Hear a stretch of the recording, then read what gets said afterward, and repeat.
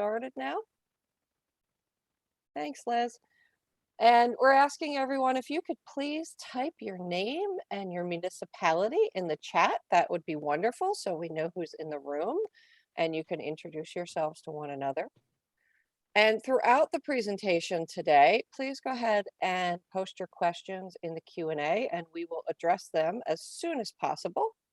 And if we don't get to your question, feel free to email us at info@anjac.org about anything you hear in this presentation today and about anything else that you may need assistance on in your municipality, and we will be sure to get back to you. That email is staffed all the time, so, well, not all the time, I would say most hours of the day at info@anjac.org, so we will get back to you quickly if you contact us there. So today's session, just to make sure you're in the right room, we are talking about land use, land use, land use. So everything that goes with it, master plans, ordinances, and we are just thrilled to have two environmental commission and committee members from different municipalities. We've Claire Whitcomb from Madison Borough and Judy Hernandez from Parsippany Troy Hills with us today to give us some real world experience about land use planning, master plans, and ordinances in their community. So thank you, Judy and Claire, for being with us today. We appreciate it. And I am going to kick off our session today in talking about the building blocks, the fundamentals of land use planning. And for those of you who are new to this, there's an awful lot of information in here. Don't worry, it's not something you have to cram into your head in 45 minutes. The wonderful thing about land use planning is that you develop a more robust understanding of how it all fits together the more that you do it. So it's really one of those jump into the deep end and start learning.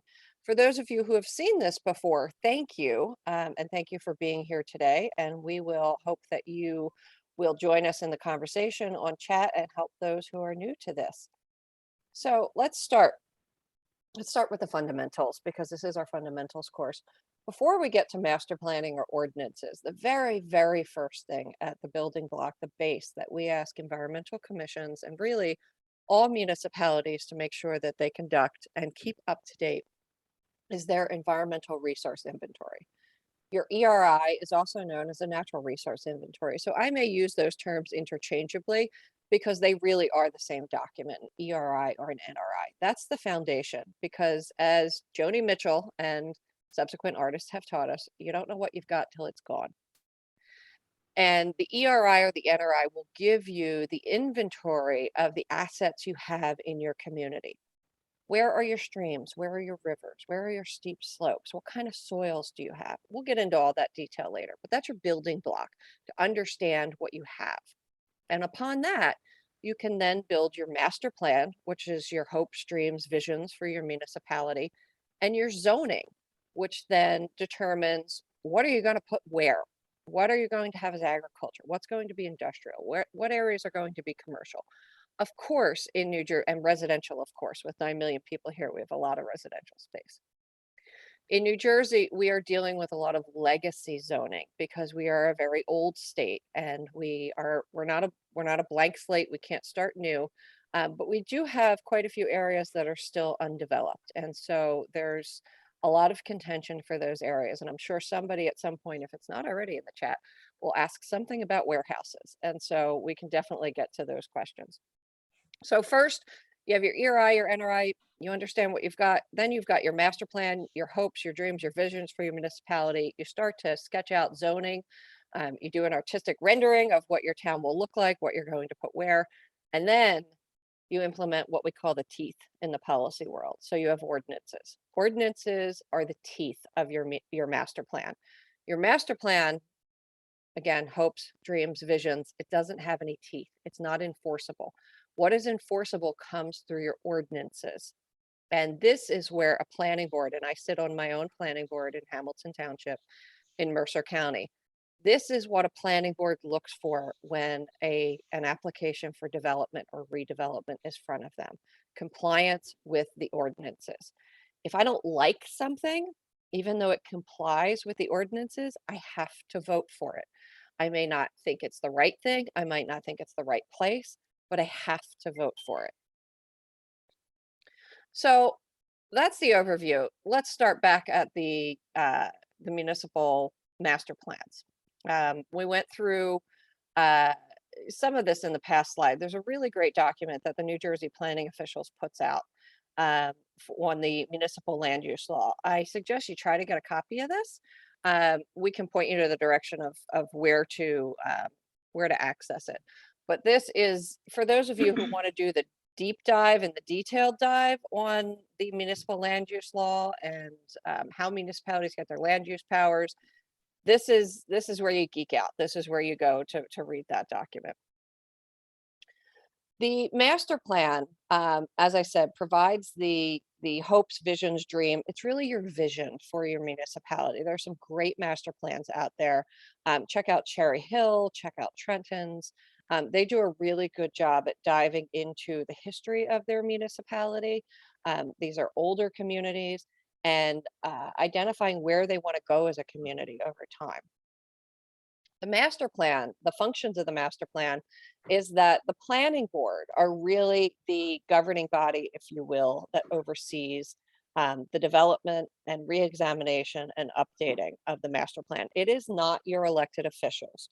Your elected officials may have a seat at the table when there is a master plan reexamination committee and when the master plan is being updated or rewritten, but it is the planning board, the land use board that adopts the master plan and sets the direction for the municipality.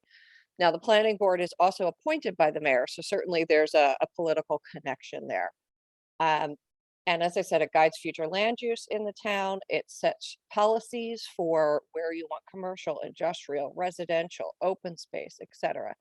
By law, it must be reexamined once every 10 years.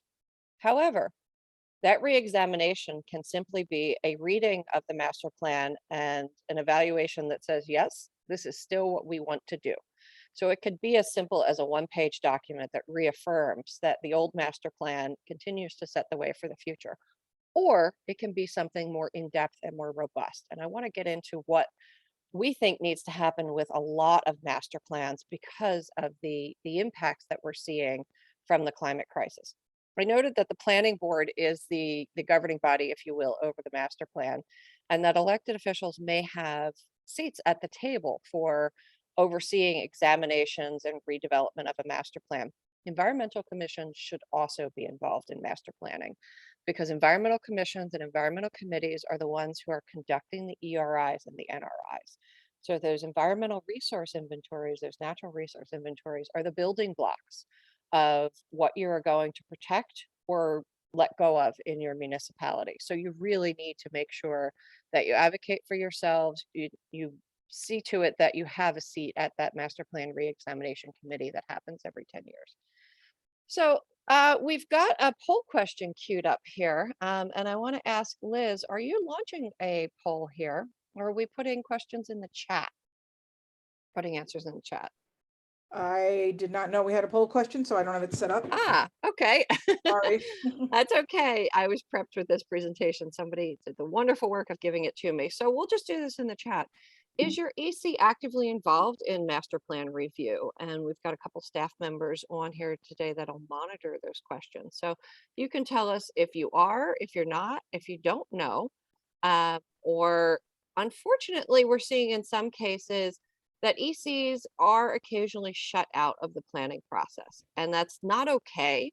And we can help you strategize about how to get your big foot in the door, if you will. So you can go ahead and email us at that info@anjac.org, and we can always strategize with you. If you know master plan review is happening in your town or about to happen, and you want to make sure that EC has a seat at the table, we can help strategize with you. So go ahead and put that in the chat. Let us know if you're involved, and we'll have our staff monitor that for discussion later. So there's basic requirements of a master plan. All the wonderful things about this presentation are that it's being recorded so you can rewatch it again. And also we have resource documents and resource guides that are available on ANJAC's website that tell you all these basics. So you don't have to worry about furiously writing this down. We can go ahead and send out a copy of that link, or you can go and search around on our website and find it. Maybe one of our staff can find the link and we can post it in the chat before the end of the session. I see the chat's really active, so We'll try to get that in there so people can see it. But there are basic requirements by law: the purpose, relationship to other plans, land use element, and housing. Got 9 million residents in the state. And then there's a whole lot of optional elements that are very important to ECs. The requirements and the optional elements for master plans were written a very long time ago. I'm going to talk later about a municipal climate hazard vulnerability assessment. That's a mouthful. Municipal climate hazard vulnerability assessment. This is a new requirement, and all master plans must be updated to include this climate vulnerability assessment as soon as the land use plan is updated. So really that should be happening throughout this year. This is a new requirement that the legislature mandated last year, was signed into law by Governor Murphy. And the idea here is to ready us for the changes, the rapid changes we are seeing because of the climate crisis. So what is, I know my screen is frozen here. Give me a second. These are more examples of great master plans. So you can go ahead and check out South Orange. They've got a great master plan. They did a wonderful outreach with their community to get input. I have participated in a number of community charrettes in towns where they will bring together, this is pre-pandemic, they would bring together community members, have an open public meeting in a big room, and have a, talented planner come through with maps and markers and highlighters of your town and start to talk about and ask, what do you love about this area? What would you improve about this area if you could? What else would you like to see in town, and where would you put it? So to really get the input of residents who live there, who have investment for them and their families, so that the town, their community, can be what they want it to be. That's a really positive way to get community engagement in developing a master plan. You'll never be able to do everything for everybody, but it provides for a real voice and opportunity for residents to have input. And I've seen it be really positive for communities to do those kind of charrettes. So what is in the land use element? So this is a particular element of the master plan. We talked about the required elements, and then there's optional elements. The land use element has the basics. What's the topography look like? What's your soil? Are you sand, or you clay, or you rock? Where's your water supply come from? What kind of drainage do you have? Do you have floodplains? Do you have marshes? Do you have woodlands? These matter because when you are having certain types of development, those of you who've been doing site plan application review, which we're going to do tonight, and land use planning for some time, understand that capacity-based zoning is real. You cannot develop in areas that flood and make flooding worse, as per our stormwater rules. You have to think about, where is the drinking water coming from when you develop anything, if it's industrial, commercial, residential. And so understanding what the natural capacity of the land in your municipality is and can support is particularly important when you go ahead and you are implementing your zoning and your ordinances to allow for that development to move forward. So these are some of the basic requirements regarding what, my screen is half hidden here, sorry. Some of the newer requirements for municipal land use planning. A statement of strategy that was required as of 2018. What I really want to talk about is this new 2021 requirement for climate change related hazard vulnerability assessment. Really big mouthful. The idea here is that this requirement is an opportunity for your municipality to look at the zoning that you currently have and the undeveloped land as it is zoned, and understand what impacts our rapidly changing climate are and will have on those areas. It also requires that we stop putting people and places in harm's way. Again, this is part of the master plan, so it's the hopes, dreams, visions. It's not the teeth, it's not the ordinance yet. But first step is to do that assessment. ANJAC had a session in January, I believe it was January, could have been early February, and it's posted on YouTube, where we had the DEP and the Office of State Planning come together and walk us through the tools that they have developed to help municipalities conduct this hazard vulnerability assessment. We will continue to have more sessions as these vulnerability assessments are developed. We don't have a municipality yet that has completed one, but as they are developed, we will bring them to you and present them. There are tools that are available, such as NJ Flood Mapper, if you are in a coastal area, that shows you over time how the floodplains are rising, how they are rising. And so you can see what is and what will be flooded. The NJ Pact rules, that's New Jersey Protecting Against Climate Threat rules from the DEP, which I'm going to speak about a little later, are pending from the DEP. I feel a little bit like Lucy in the football, and they keep moving it on me. We were told they were going to come out about a year ago. My understanding is that they're very, very close to releasing those rules. They will, for the first time, use modeling to show the impacts of climate change moving forward for approximately the next 30 years. That data and that modeling will be incredibly important in conducting this climate change vulnerability assessment for your municipality, so that you can see how the floodplains are rapidly changing and then adjust your zoning, development, and redevelopment accordingly. Okay. So next up, I'm going to speak quickly, and I want to make sure we have enough time for Judy and Claire today. But next up, I want to talk a little bit about ordinances. We talked about ERIs, that's the foundation, that's the inventory. What kind of soils do you have? Where's your water coming from? Your master plan is your hopes. Your ordinance and your zoning, that's your teeth. And as a planning board member, I examine site plan applications for compliance with our local zoning. That is my job as a planning board member. I often get told by developers that I shouldn't worry about environmental issues, because if there's something wrong with this plan, the DEP will take care of it. No.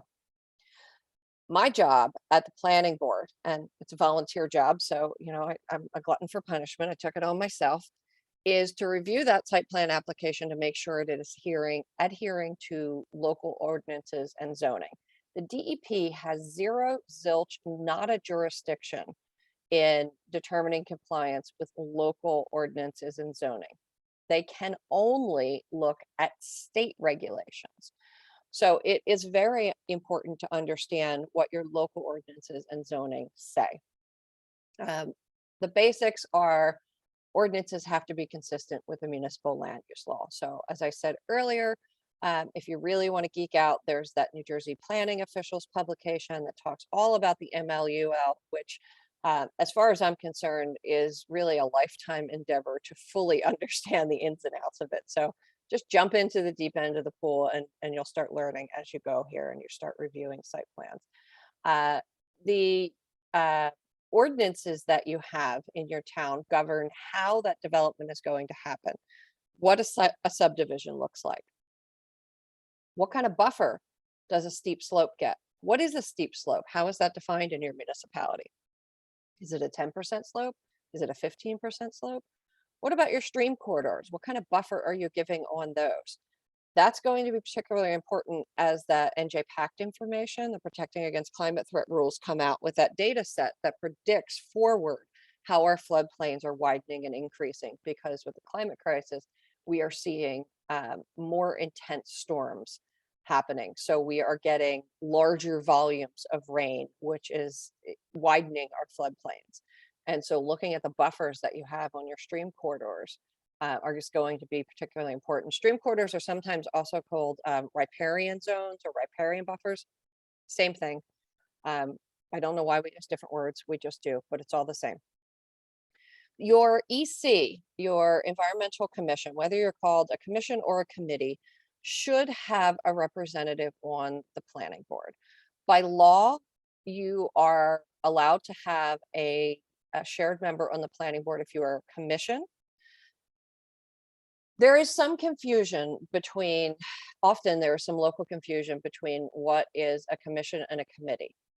And the bottom line is, if you adhere to, and your enabling ordinance adheres to the reference in the original state statute that creates an EC, it doesn't matter if they call you a committee or a commission, because if you're referring to that original statute in the state law, and we've got a briefing document on that too, if anybody has the particular questions about, are you a commission or a committee? If you refer to that original statute, you're a commission. They can call you whatever they want to call you, but you are a commission if you are rooted in that original statute, and you have a right to have a shared member on the planning board. It's particularly important to get your voice forward in those meetings and make sure that you've got access to the site plans and to be able to do site walks, et cetera, et cetera. So this is another question we want to put in the chat. We're just interested because we like to inventory our ECs, because that's how we do our programming. We develop our programming based on what you say you want and what you need. So let us know what kind of an ordinance you would like to see adopted in your town. If you go ahead and type that in the chat and your municipality, then we'll be able to capture that when we go ahead and review the chat for Zoom, because we're recording this. So there are enhanced stormwater management, riparian buffer. See, we're mixing it up on you there just to keep you awake. So stream corridor, riparian buffer, different kinds of tree protection. That could be shade tree, street tree, it could be forest, noise. We've got a few municipalities who are working on the leaf blower ordinances. Oh, septic systems.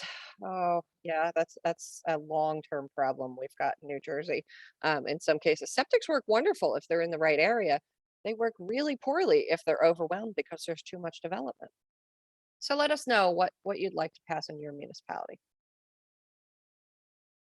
Sorry, I've got a little bit of a lag time going on here with my slides. So what is the EC's role in an ordinance process?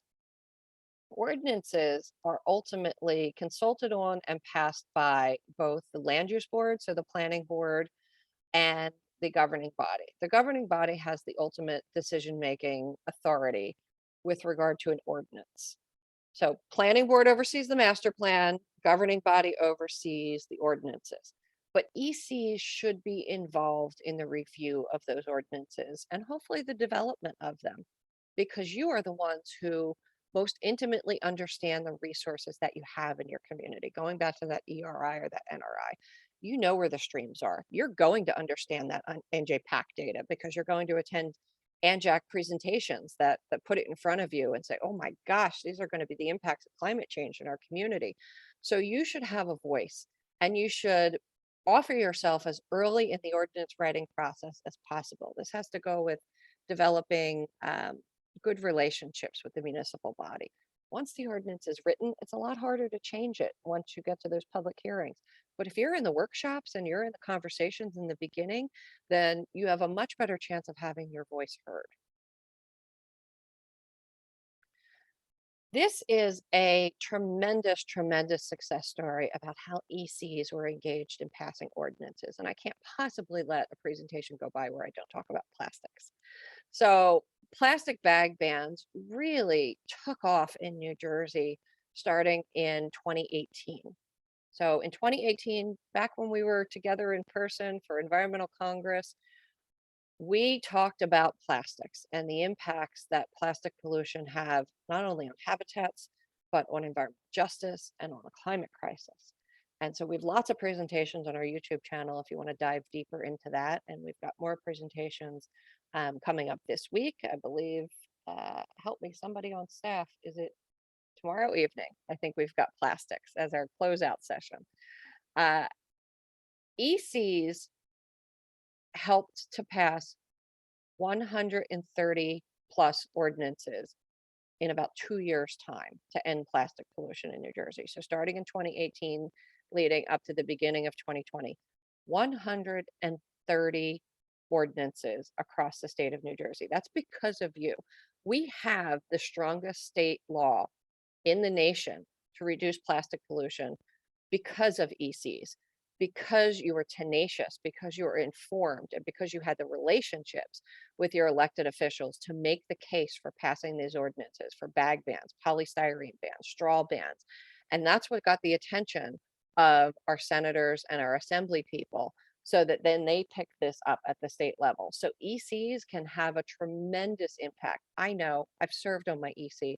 It can be lonely when you're on Zoom alone and you've got 5 or 6 of you, or you're in that unheated basement of the municipal complex and it's late at night and it's dark and you feel like it's you and your band of 5 hardy rebels that are working together to save your town's environment. When you multiply that with all of the other environmental commissions who are working across the state, you have enormous impact. And so that's why ANJAC is here, to help to provide resources and direct connections between you. We are where we are in New Jersey in terms of our progress on plastics and climate and electric vehicles because of you. So I just want to say you inspire me, you inspire us at ANJAC because of the work you're doing in your towns.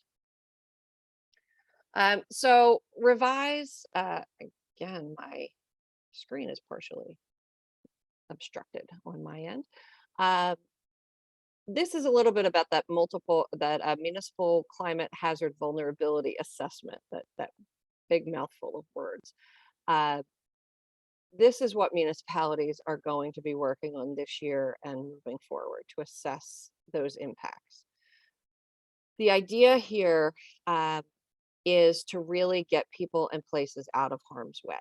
So we have obviously structures and people living and businesses operating in floodplains right now because those floodplains have expanded on us and they will continue to expand on us.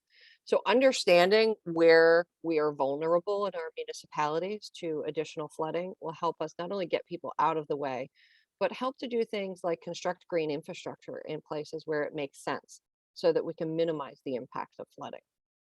We can do that with a sustained financial structure that comes with something called a stormwater utility, which is a whole nother session, but we can get to that later. And so we are really thrilled to be working with the state of New Jersey, the DEP, and the Office of State Planning to assist municipalities with understanding their climate vulnerability and with conducting that assessment. So as I mentioned, the NJ Pact rules, I hope I'm not like Charlie Brown with Lucy in the football here, but we are told that those protecting against climate threat rules are coming. We've been told that for quite some time, but I've got assurances that they are at the most senior level and ready to be released as early as next month. So hopefully that will coincide with Earth Day and we can celebrate the release of these rules. These are going to be a big deal. These pact rules are the first time that any state in the nation has looked forward for the impacts of climate change. What we know are a couple of things. We know that with the climate crisis, past is not a predictor of the future. So we can no longer simply look at 100-year storm data, 100-year floods looking backwards. We need to look forwards because the climate crisis is issuing a compounding threat across the nation, but particularly in New Jersey. What we also know is that climate science has regularly underestimated the impact of climate threats. So what we are looking at is most likely going to be the best guess minimum impact that we are going to see.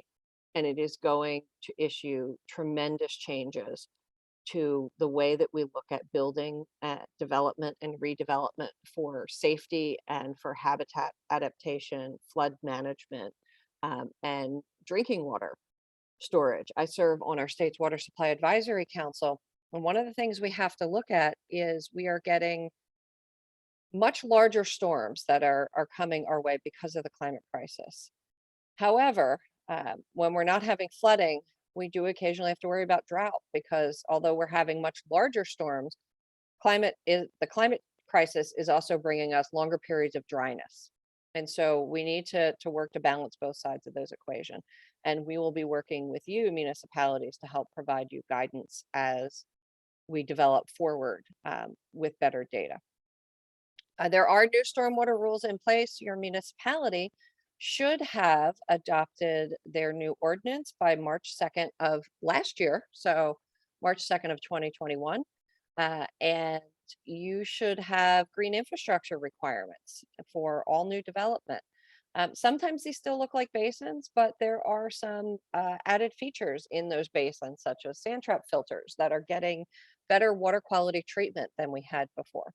With the new NJ Pact rules, we are expecting even more robust stormwater rules coming, because we need to control the rain coming down on us if we're going to control the flooding. It's just that simple. So I know I said a whole lot of words in the last half an hour, and I want to thank everybody for being with us today. I hope you're all still awake and engaged with us here. This will be recorded and sent out. So if you missed anything, no problem. You could also email us at the info@antjac.org and we'll get you follow-up information. So with that, I'm going to stop sharing and we're going to move on to our other two speakers, and then we'll take questions after that. So I want to start with Judy Hernandez, who serves on the Environmental Commission in Parsippany Troy Hills. And I want to thank you so much for being with us today. And so Judy's going to Hi. speak to us a little bit about her experience, and then we're going to go to Claire. Yeah, and will I be able to share my screen in a minute? Yeah, could just you do should that? start. Okay. Yeah. While you're working I'm on just gonna talk. sharing. Yep, I I'm just gonna want talk for a second. Okay. Sure.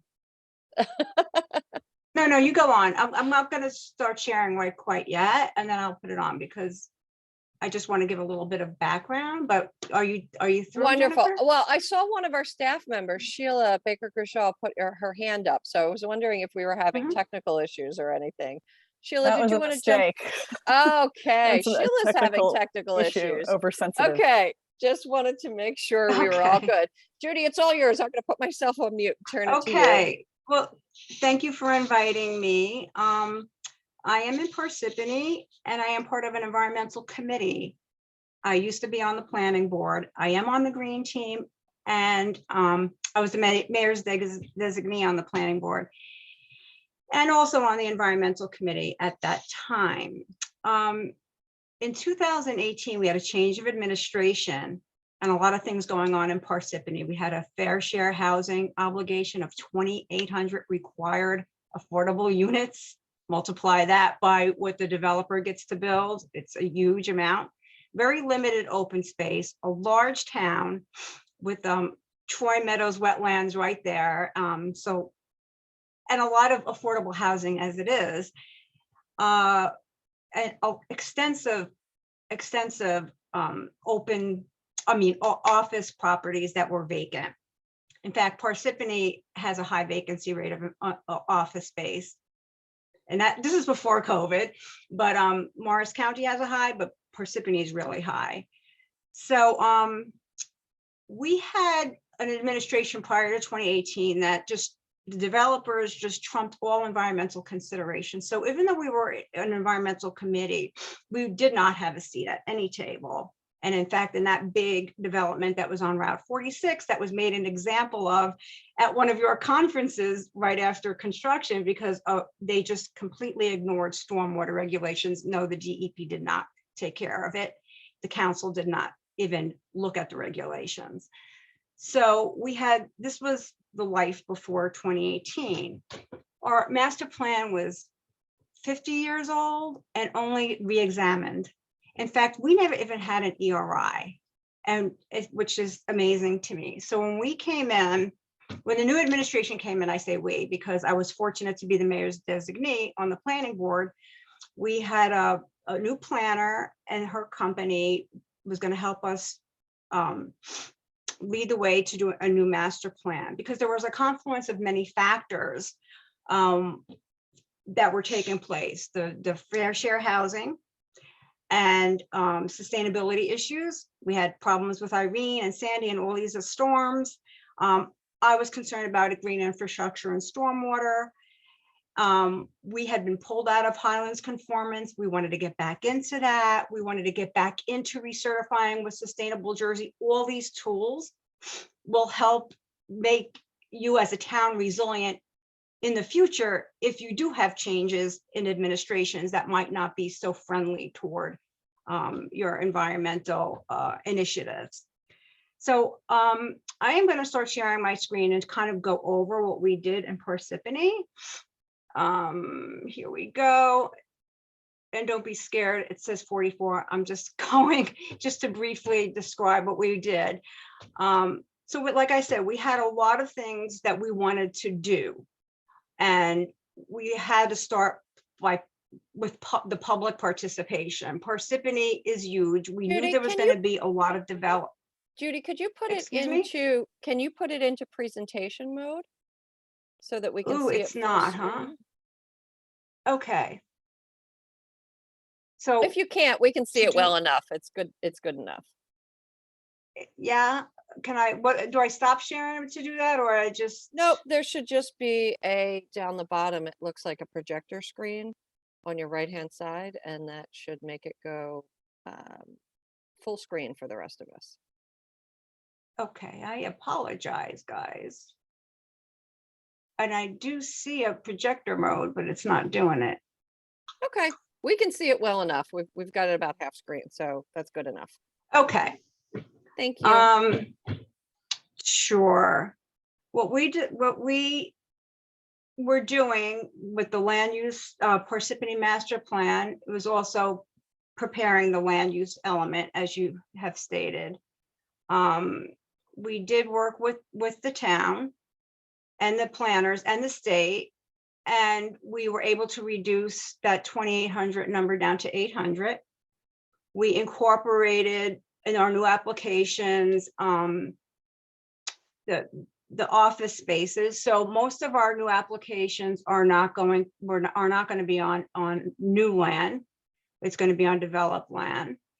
And we have a lot of our green initiatives that we put in the master plan incorporated in our land use plan, our new ordinances.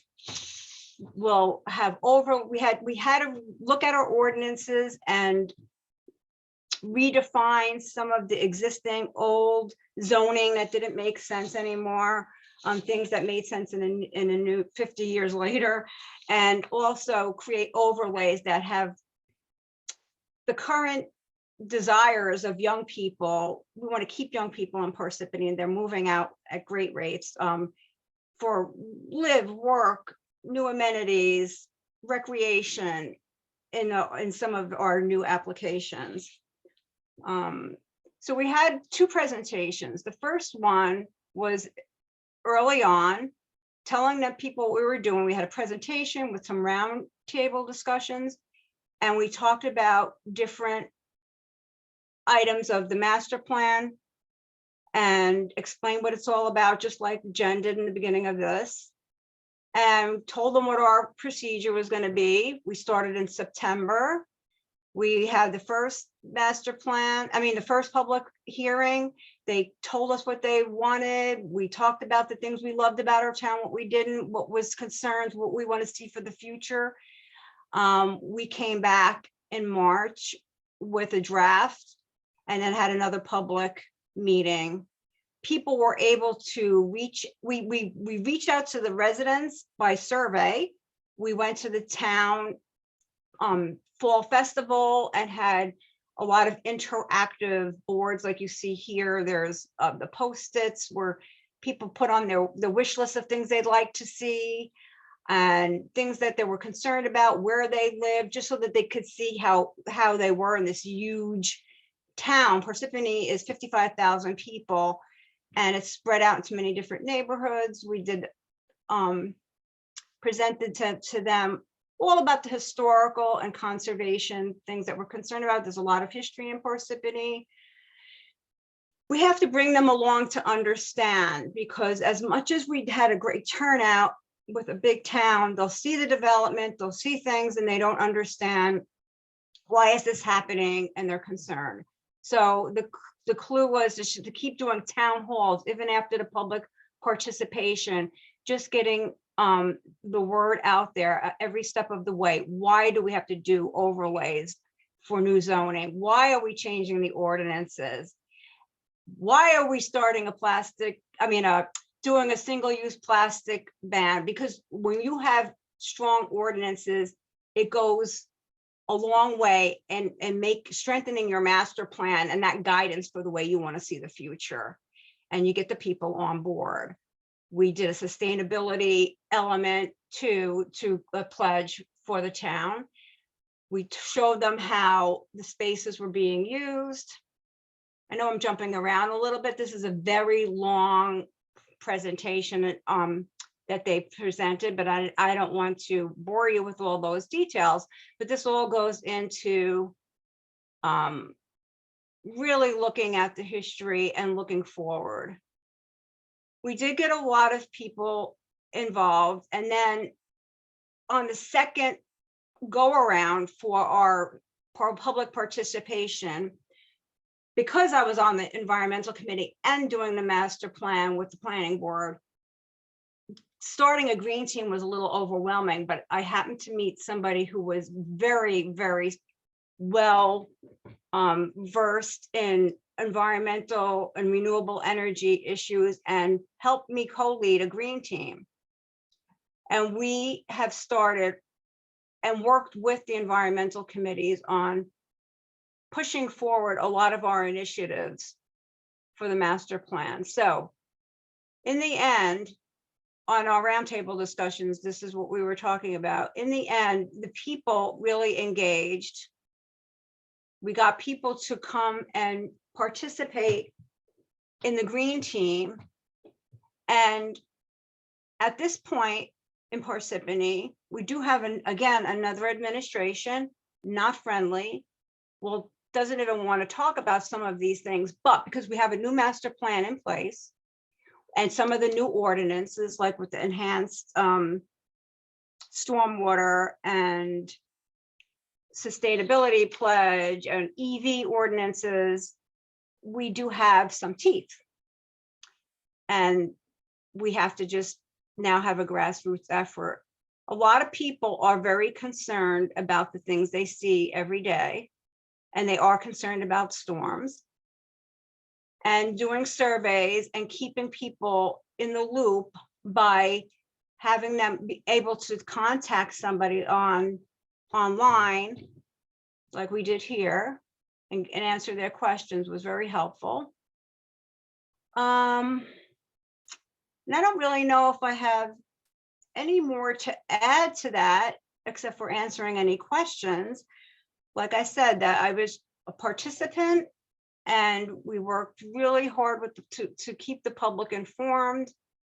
And it's just ongoing, and it's still ongoing. And now we're holding their feet to the fire with new developments to making sure that they are looking at these ordinances and these guideposts in our master plan. I'm going to turn it over to, I'm going to stop sharing my screen. I kind of went through that really quickly. I apologize. Anybody wants to reach out to me, I have a lot more information I can provide separately if they're curious. Our planner was BFJ, and they were wonderful. They've also worked in Hoboken and Jersey City, and they've done great master plans there. So I'm going to stop sharing my screen, and I'm going to turn it over to a chair of the Environmental Commission in Madison, and Claire Whitcomb, and she does so many other things as well. And there you go. Wonderful. Thanks, right, Judy. Claire. And Claire, it's all yours. You're on mute at the moment. Correct. Okay. Wonderful. Thank you. Thank you, Judy. Parsippany, Madison's 4 square miles. So Parsippany and Madison are like the two ends of the spectrum. Okay, so we did the same thing. We had a new master plan. It was approved in 2020. There was a lot of community input. I think there were mostly like friends of the Environmental Commission that commented, so we had high stats. A master plan versus a climate action plan. In 2020, the council passed a climate action resolution, and we're part of a, I don't know, 10, 15 town working group that is working on a regional climate action template. And I don't have the link to it, but basically a climate action and climate resilience are really important, but reducing the impact of the built environment is, what you do on the ground with site plan reviews. And I'm going to talk really about how the approval of our master plan, it included, sorry, I don't seem to be able to scroll well on this. Included a lot of language model for energy efficiency. There was very strong language in it. And yes, this is wishes and so on, but I'm going to show you how we turned it into some results. Okay, so because in Madison, we have a preliminary environmental checklist that all applicants must fill out in terms of development. So we juiced that up because we had a new master plan, and it asked questions about rain gardens, pervious concrete, is the roof solar ready? Will you be able to transition to all electric power? Are you using dimmers, motion detectors, and things like that? And so starting in January 2021, we started doing our site plan reviews in a totally different way that sort of targeted the issues that we felt were really critical to Madison. So these are the Environmental Commission's rules to live by. Do we succeed on these? No. But I will tell you that I have given this presentation to the zoning board because they were not part of the master plan process. I've given it to the town council just so that they know that so you start to change the culture. And so we cite the New Jersey Energy Master Plan, we cite success stories, and we're starting to have results, and the borough engineer and the planner and the planner for the zoning board are starting to raise these issues without us, because honestly, you can't be everywhere. And if you have enough stamina, you can go to a zoning board meeting, but really you need a lot of stamina. So pervious coverage, electric and solar ready construction.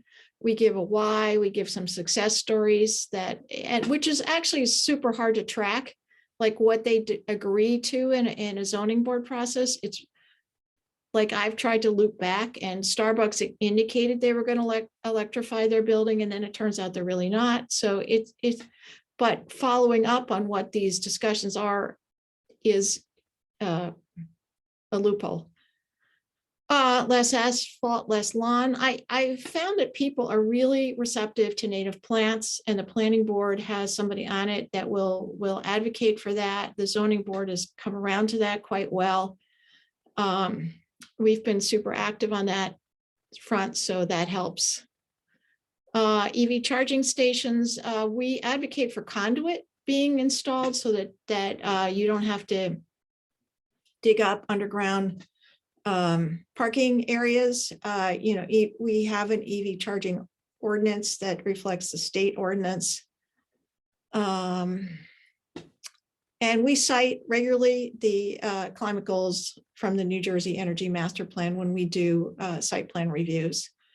And these are aggressive, and this is our EV Expo at Sunday Motor Co. on Kings Road in Madison, which you're invited to attend on Earth Day this year. And that's it. That's my email. And all of this is in a presentation you can ask Michelle for. Great. Thanks, Claire. Thanks, Judy. Really appreciate it. So we are going to engage Alex Ambrose, our policy specialist on staff, because she has been keeping track of what has been a very active chat. And so if you, Judy and Claire, have a few minutes, we'll take a few questions from folks. Alex, I know you had a lot of work to do, so I picked up some questions from Judy's presentation. So if you need any help, let me know. Sure, let me know if you feel like I skipped one. I will start at the beginning. Jen, here is a question for you. And then again, panelists, feel free to jump in if you have anything to add. How long do municipalities have to complete the climate change hazard vulnerability assessment? That's a great question. So I'm working from memory here, but my memory says that a municipality must update the municipal climate hazard vulnerability assessment with the next time that they update their land use element. And so whenever a municipality makes changes to your land use element, that's when you trigger that requirement. You really need to get a jump on it ASAP, because when you want to change your land use element, you want to do it quickly, because you're changing, the zoning of a site or something else. And you're not going to have the many months that it's going to take to develop this vulnerability assessment. So really the best time to act is now and to get started on it, because it's going to take a little bit of time. Yeah, so it sounds like Jen says have it ready for if and when it is time to update it. Yep, and you can update it before you update your Mhm. land use element. You don't have to wait for your land use element to be updated. There were some questions about flood risk predictors and what folks use. So there's some specific examples. I have a feeling we may not know what these specific examples are, but if anyone does, someone asked if First Street flood factor is a legitimate way to predict flood risk. I don't know that resource, First Street flood factors. Anybody else on staff? Have you heard of that? No. All right, we're gonna ask somebody. I see Sheila typing or writing, so we're gonna run that down and try to find out what it is. But I'm not saying they're not good. It's just not one that we're really familiar with at this point. And a related question, if your municipality doesn't use the flood mapper that we discussed, or really any flood mapper, is there any way to make it required? That's a good question. So lots of municipalities are not using these flood predictor tools at this point in time. The hope with the vulnerability assessment is that it will force their hand to take a look at where you have vulnerabilities at the moment as well as in the near future.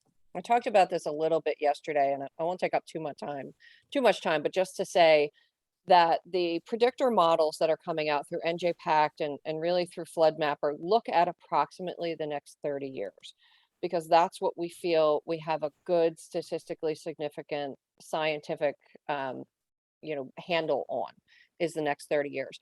Past about 2050, the impacts of the climate crisis really depend on the greenhouse gases that we're letting go of now.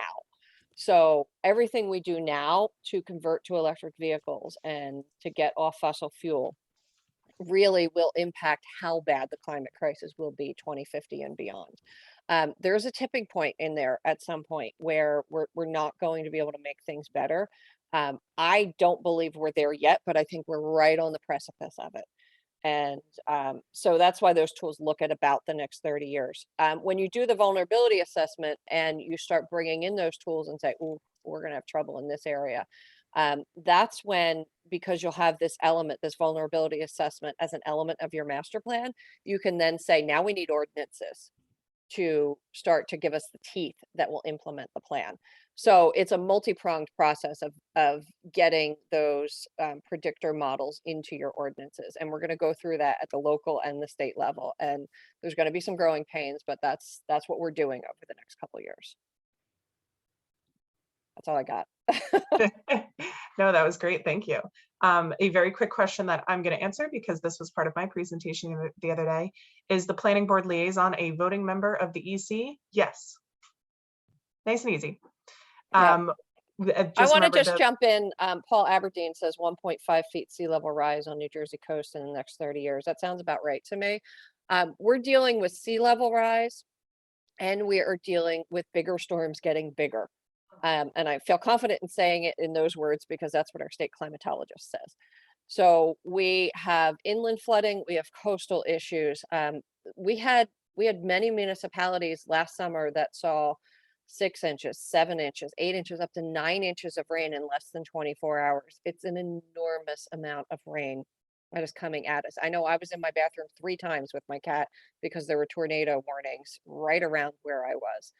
These storms are getting more intense. And so dealing with that volume that we're getting from storms and dealing with the sea level rise. It's a compounding problem that we have in New Jersey, and we need to work both of those issues in our regulations. Yeah, Yes, we very are good still point. building on the coast. We know that, and there are huge problems with that. And that's where we get into working with FEMA and what will they actually support in redevelopment of homes once they're washed out. And so the new modeling data that we're getting is going to cause some growing pains, but ultimately be for the better, because you will start to see what the national standards are from flood insurance programs, and then you've got the New Jersey standard for the way that our regulations are evolving. It's going to take time, and there are people who are going to fight it along the way, because whenever there's development money to be made, there's fighting, but there's an enormous amount of money lost and lives lost when these storms come in. So let's get back to your question.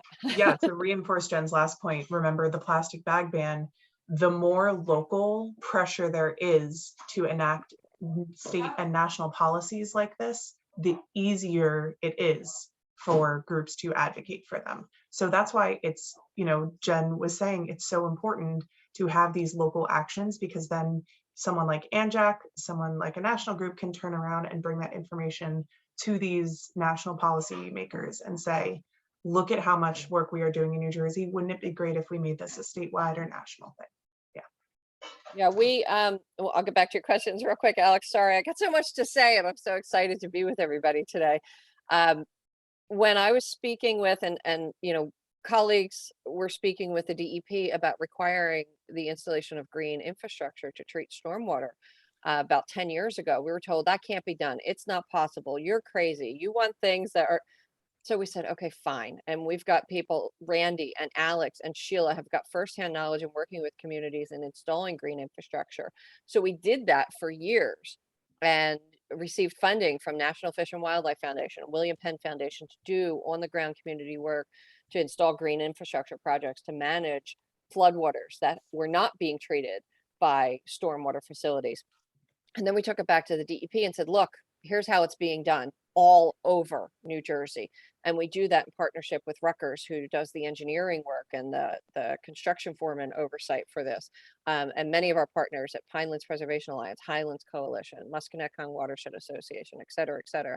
And we all said, look here and here and here and here and here at the local action that's being done. And they said, okay, maybe we can consider this as a state regulation. And now it's required statewide. So you are the ones that are getting this done at the local level. You do the show me work, and then we can help get the change statewide. Great, Right. thank you. What I else have we got, one more- Alex? One more question for Jen, and then a couple questions for our panelists. So one of the ordinances that popped up as an example that you gave was clustering. Can you explain what that is? Did I use the word clustering? Maybe it was on a slide. It was on the presentation, yes. So feel free to Thank bounce you. this to someone else. So, yeah, clustering can also often be beneficial in the way a site is being developed. So think about a site that is currently agriculture and it's being converted to residential, and you've got a site plan application in front of you.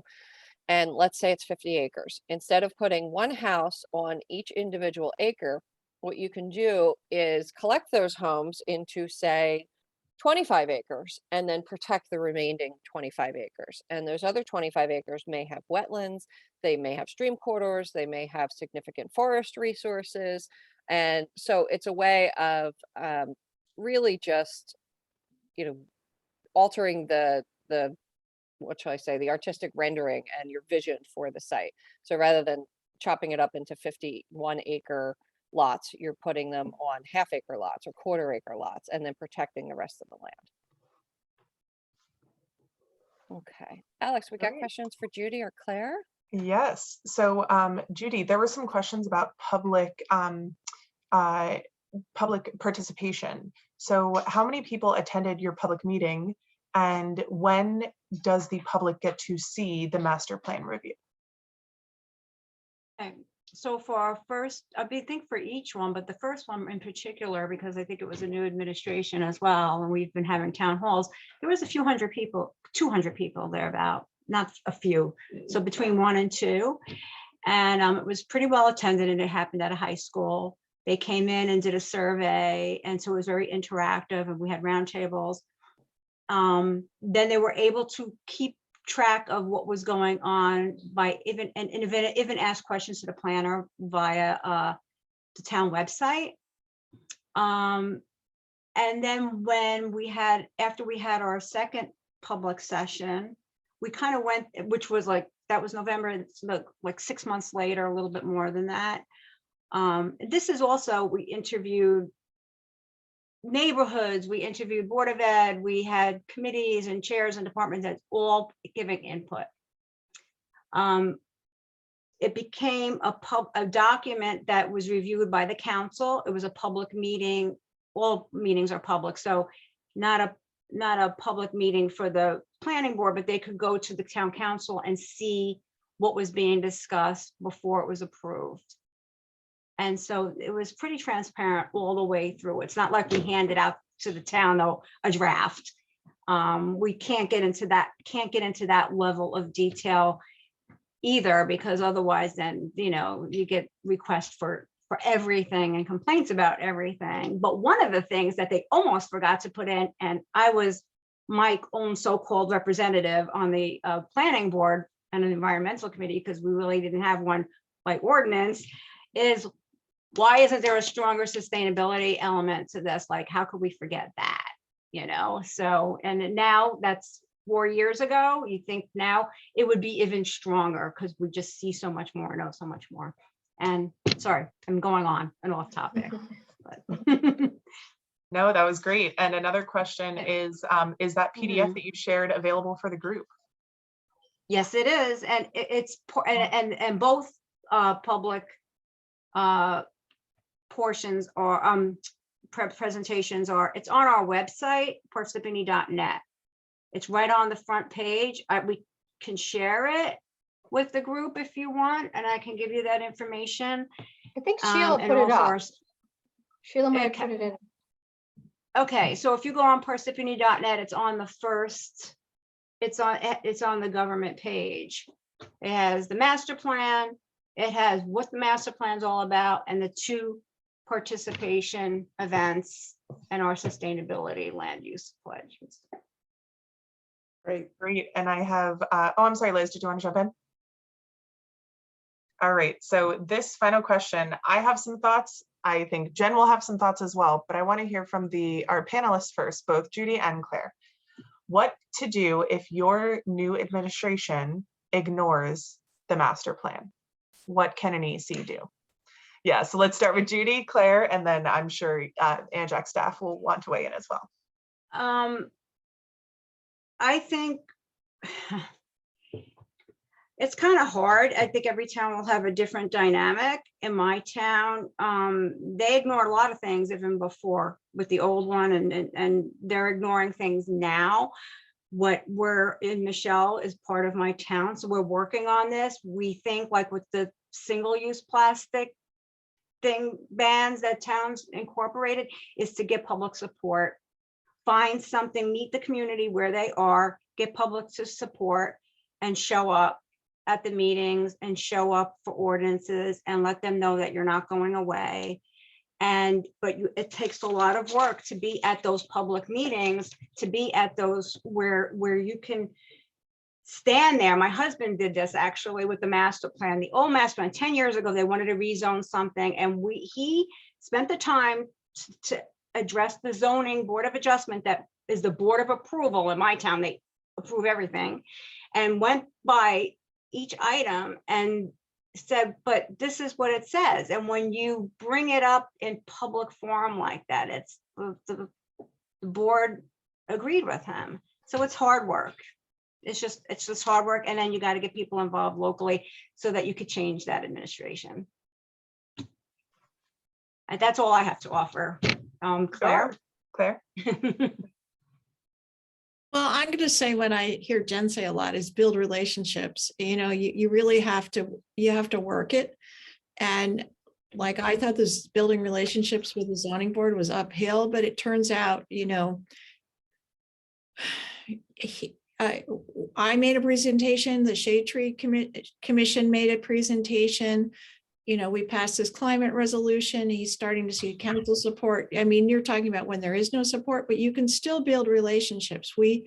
Madison and Chatham Township and Chatham Borough, out of our plastic bag work, started a multi-town group with an acronym nobody can remember, NJSMN. But basically, we've been, I mean, that's part of the group that's created a climate action template. It's created the pollinator plant sale with the Great Swamp, which is 21,000 plants this year. I know John Landau's on this call. So you can build relationships. The other thing we've done is a huge amount of community building. We started a Green Vision Forum with the schools where kids presented their vision for a greener Madison, and we made sure the council and the officials came, because we connected the dots between what the kids are doing and what the kids care about and what the families care about and what the, you just have to have a holistic view of it, and you just keep at it. Sure. And Jen, do you want to add some thoughts? I will just say ditto to everything that Judy and Claire said, and I will add into those relationships your local watershed groups. So Claire added Great Swamp, Watershed Institute, Highlands Coalition, Pinelands Preservation Alliance, Raritan Watershed Association. I'm leaving so many of them out right now, but they often will have professional staff or staff with experience and can help you to evaluate the situation that you're going through, whether it's an individual site plan application or a committee ignoring your master plan, and raise the height. So build friends. Sometimes you might need to get the press involved so that there are think pieces on these issues that really tap into the greater gestalt of your community that says, hey, wait a minute, we elected these people to do a certain thing and now they're not doing it. Yeah, Alex, you said you had some thoughts as well. Yeah, I think several people have mentioned this already, but it's also important to take what's in your master plan and codify it into an ordinance also. Because ordinances are harder to ignore than, while they still can be repealed and replaced, translating it into actual legislation will help also. Yeah, absolutely. Your master plan is your hopes, your dreams, and then you've got to get those ordinances passed. That's where your teeth are. Because as I said, as a planning board member, I look for compliance with those ordinances. I also have an opportunity to speak up to the planning board during our master plan reexamination and say, hey, something's not working here. Our ordinances are not enforcing our master plan and we need to change those ordinances. But whatever is the law of the local land in those ordinances is what I have to vote for, because as a planning board member, I'm simply voting for compliance with our local regulations. Even if I think something is inappropriate in a particular area, I'm inheriting that legacy of those ordinances. And I'm just the planning board and the zoning board, the land use boards are quasi judicial bodies. And so I'm serving in that quasi judicial role of judging this application in terms of its merits of compliance or not. It's not about what I like personally. Mm-hmm. All right, we have one final question. Oh, Claire, go ahead. I wanted to respond to the person who said, what do you do if your engineer walks back something? That was going to be our next question, Claire. Thank you so much. Yeah. The only thing I have to say is that I have found it super effective to be able to have a relationship with Chatham Borough or Morris Township and ask them what they're doing and be able to cite examples. And I think that if you get to know your other towns, you have a lot of leverage, because my town was not going to pass the plastic bag ban unless the Chathams did it. They were just, and so once you get the little peer pressure thing going, you start to leverage it. Yeah, Yeah, particularly with regard to stormwater, the engineer cannot walk it back to be more weak than what the ordinance says.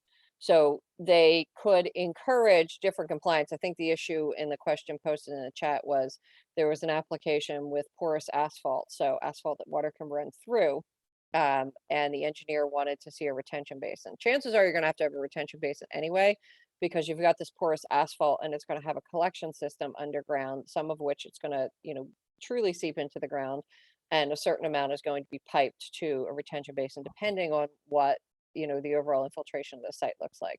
So, the engineer might be looking at depth to groundwater, seasonal high water table, and worried about what's going to happen with infiltration during the spring when you have a high water table, see outside now.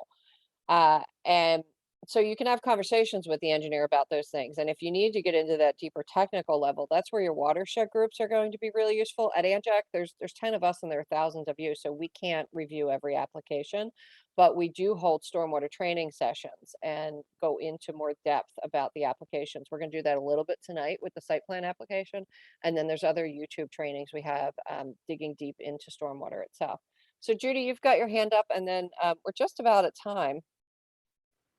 Yeah, I just wanted to say, and I'm kind of reiterating what I said before about getting the public involved. So while I'm not in the position that I had before, or we don't have the administration that might feel like they want to do more enhanced stormwater, we for Sustainable Jersey, we're doing enhanced stormwater ordinance, but they didn't want to go for more stringent. And when Hurricane Ida happened and a lot of people got flooded over and over again, like they have for the last 20 years, and it's just getting worse, make it public, make it so that the town understands, go to your local papers and just keep driving it home, because that's what's going to make the difference eventually. The constituents will make a difference, and where we go. Yeah, you're absolutely right, Judy. I mean, constituent engagement is really important. Stormwater is going to continue to be an issue, so we encourage you to tap into ANJAC as a resource in our training. We'll keep bringing you the best programming we can, so that you've got DEP officials in front of you telling you what the minimum requirements are and bring you records. So we hope you can join us tonight for site plan application review, where we're going to put what we learned today into practice. We'll pull up some plans. We're going to have Chris Abrupta, Rutgers engineer we work with closely, to answer your techie questions. And that's all we've got for today. So thank you all for being with us. Is there anything else we need to share, Liz, Alex? I don't think so. We want to thank everybody. Thank you, especially to Claire and Judy, for taking the time to participate. Obviously, Jen's presentation was wonderful. So thank you, Jen. And we look forward to seeing you guys tonight or tomorrow at noon, or tomorrow at 7. We have some great sessions still to come. And again, if you can't make one of them, they are going to be recorded, and you guys will all get the links to the recordings as well as other resources that we get shared, like the presentation. So we look forward to seeing you. Have a great afternoon, everybody. Awesome. Thank Thanks, you. Judy. Thanks, Claire. Thanks, Thank everyone. you. Take Bye-bye. care. Thank you. Bye. Bye-bye.